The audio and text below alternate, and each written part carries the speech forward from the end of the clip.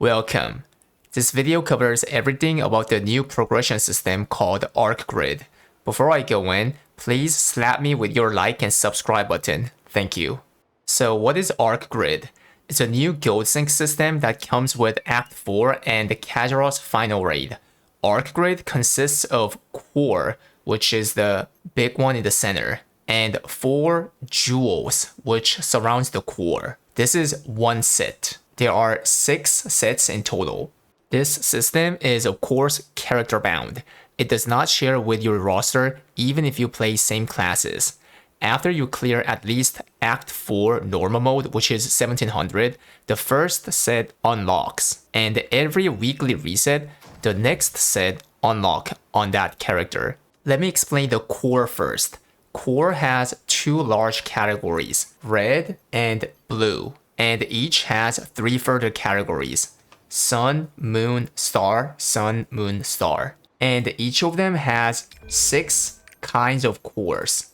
So 36 cores in total. Each of them enhance different stuff.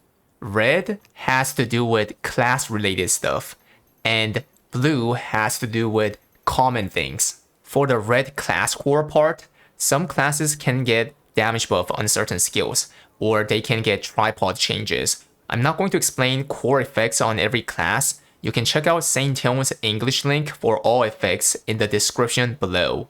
For the blue common core part, the effects are same for all classes. It can increase attack power, weapon power, boss damage, buff enhancement, crit rate increase for the team, brand power increase, so on and so forth. You cannot put more than 1 core from each categories. Like if I put this core in the first category, then on the different slot, like this one, it doesn't allow me to put another one in the same category. So you have to pick one from each category.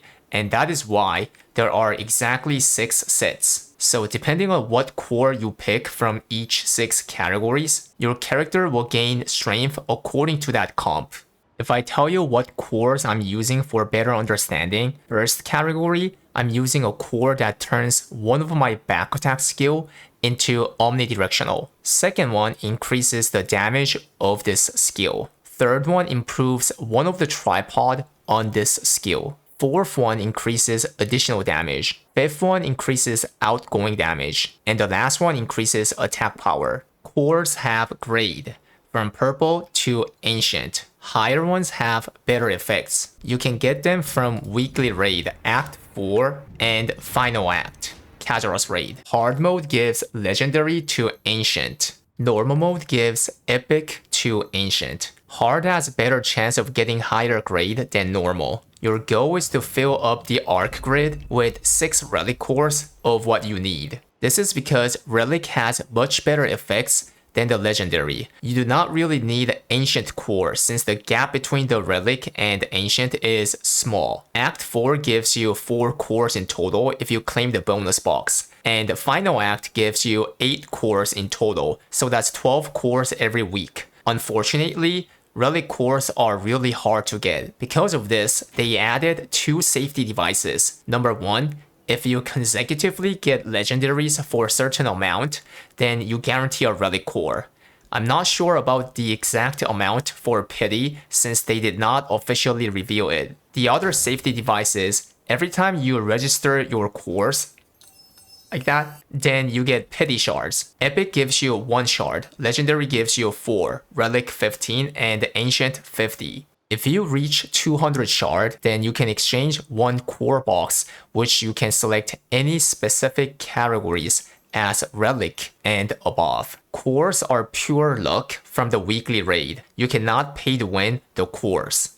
Now let me cover the jewels. Just because you have the correct relic core doesn't mean you can gain the power right away. You need jewels to activate the core. Jewels can be obtained from 1700 plus Chaos Dungeon, Guardian Raid, and Chaos Gate. In Korea, it also drops from the Paradise Hell. Once you loot them, they become character bound. So you cannot send the jewels from 1700 plus alt characters to your main. Jewels cannot be used right away. You have to cut them, just like elixirs. It has 4 options: cost, point, sub-effect 1, and sub-effect 2. Jewels also have categories. It's classified to red and blue. Red can be only used on red cores, and blue can be only used on blue cores. Each has 3 more categories depending on the cost. Cost 8, cost 9, and cost 10. So what does this cost mean?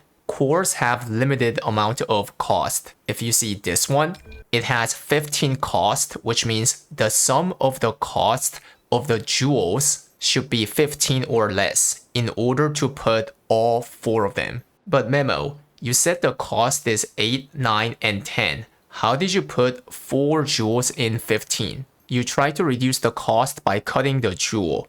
The max amount you can reduce is 5. You also want to get good amount on the point. Point is what activates the core's effect. If you look at this core, they have bonus effects on 10, 14, 17, 18, 19, and 20. The max amount of point is 5 for each jewels by cutting it. So TLDR, you need to get high amount of cost reduction in order to put all 4 jewels. And you also want to have a high amount of points to get much bonus effects on the core as much as possible. Well, technically, you can just satisfy at 17 point since that's where the crazy effects are at. The max point of legendary core is only 14, which is why, as I said before, the gap between legendary and relic core is massive. Now you might have a question. Why are the jewels classified by different costs? Doesn't this mean 8 point is just way better since it has lower cost? Well, that has to do with the last options that the jewels have.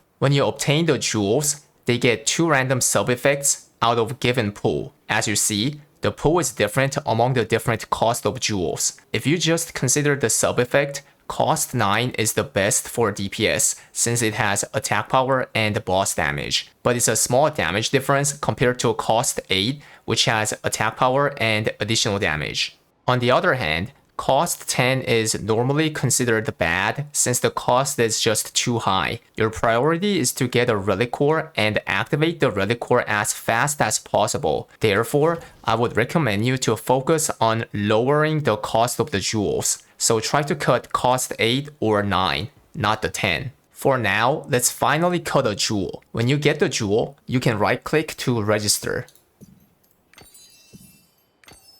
Then go to ArcGrid NPC. There are 3 tabs. First tab is where you cut the jewels. Choose the jewel that you want to cut.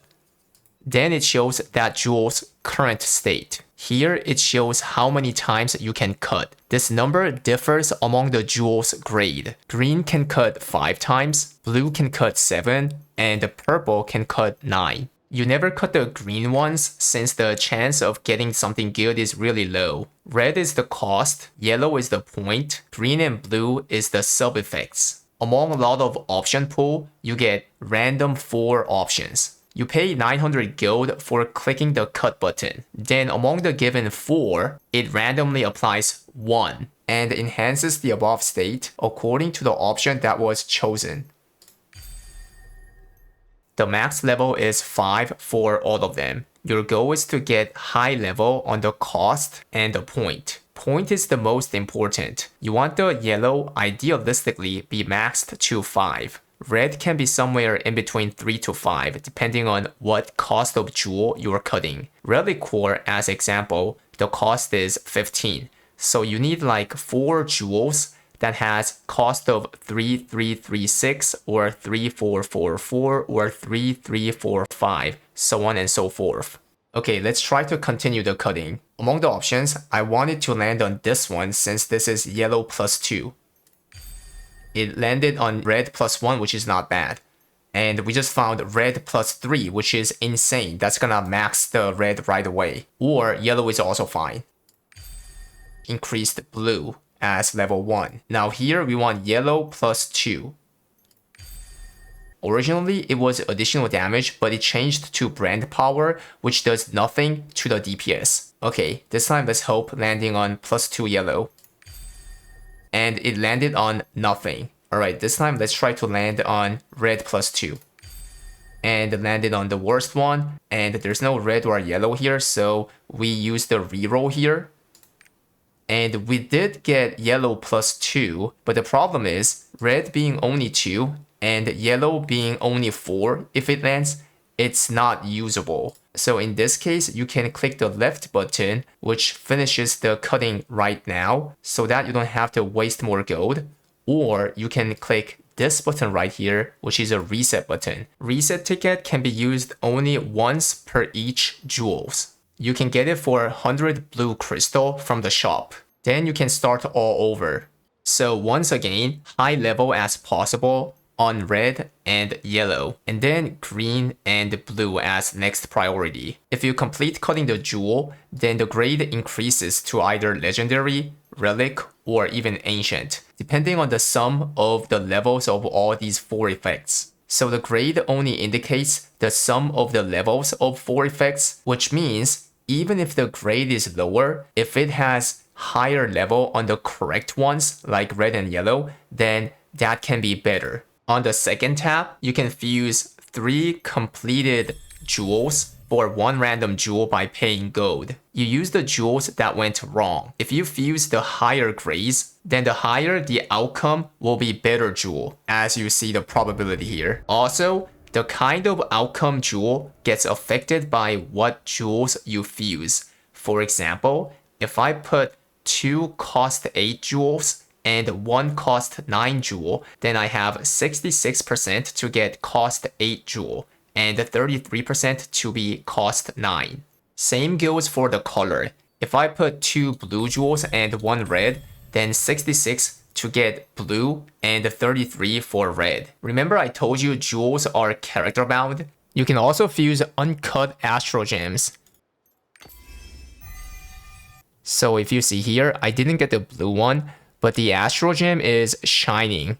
This means tradable. In Korea, there's low chance of getting tradable Astrogems when you fuse. The chance is like around 20%, which is pretty low. But in the West, according to the AGS announcement, Astrogems will not be tradable. Instead, if you fuse, you will have 50% chance to get roster bound. In my opinion, I think that is a great change because as you see the prices on the auction house in Korea, it's pretty expensive. Buying this requires fions as well. So having higher chance of getting roster bound and not making it tradable, I think it suits the Western vibe because the Astrogem system becomes less pay to win. Not only you can fuse the jewels, you can also dismantle them.